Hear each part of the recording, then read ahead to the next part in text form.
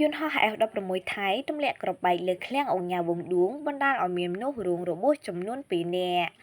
ករណីកងកម្លាំងយោធាថៃបន្តឈ្លានពានមកលើដែនអធិបតេយ្យកម្ពុជានៅព្រឹកថ្ងៃទី18ខែធ្នូនេះ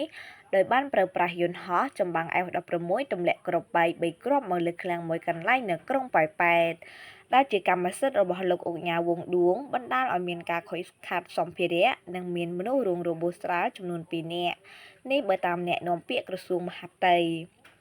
លោកទុយសុខៈអ្នកនាំពាក្យរួមក្រសួងមហាផ្ទៃបានឲ្យដឹងថានារសៀលថ្ងៃប្រហ័សនេះនាព្រឹកថ្ងៃទី18ខែធ្នូឆ្នាំ2025យន្តហោះ F16 របស់ថៃបានទម្លាក់គ្រាប់ចំនួន3គ្រាប់ចូលតំបន់ទីប្រជុំជនស៊ីវិលរបស់កម្ពុជា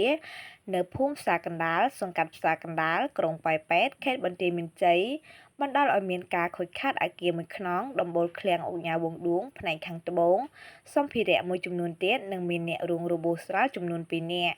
គិតមកដល់ថ្ងៃទី18ខែធ្នូឆ្នាំ2025ដែលជាថ្ងៃទី12ហើយភាគីថៃនៅតែបន្តរំលោភបំពានលើបទឈប់បែងនិងសេចក្តីថ្លែងការណ៍រួមស្តីពីកិច្ចព្រមព្រៀងសន្តិភាពរវាងកម្ពុជានិងថៃដែលភាគីកម្ពុជានិងភាគីថៃបានចុះហត្ថលេខាកាលពីថ្ងៃទី26ខែតុលាឆ្នាំ2025នៅថ្ងៃទី18ខែធ្នូនេះយោធាថៃបានប្រើប្រាស់យន្តហោះចម្បាំង F16 ទម្លាក់គ្រាប់បែកក្នុងភូមិសាស្ត្រភ្នំខ្មោចនាវេលាម៉ោង9:51នាទីនិងម៉ោង10:07នាទីយោធាថៃបានប្រើប្រាស់យន្តហោះចម្បាំង F16 ទម្លាក់គ្រាប់បែកក្នុងភូមិសាស្ត្រពាក់ស្បែកក្នុងខេត្តព្រះវិហារ